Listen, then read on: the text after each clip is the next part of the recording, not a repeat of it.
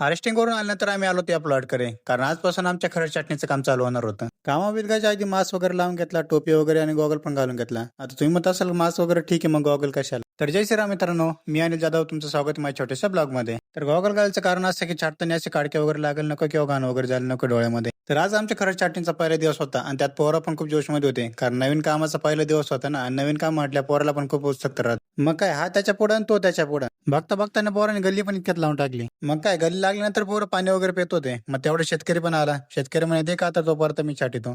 म्हणलं मग काय, घ्या कातर. मग शेतकरी पण कातर घेतील, लागली छाटू लागायला. आणि या वर्षीची आमची खरड छाटणी सुरुवात त्यांच्याच प्लॉट पासून झाली. आणि बघता बघता पोराने अर्धा प्लॉट पण छाटून टाकला. मग काय, पाणी वगैरे पेवलं आणि दुसरी गल्ली पण लगेच बराबर लावून टाकली. आणि आमच्या टीमचं काम एकदम भारी आहे बरं का.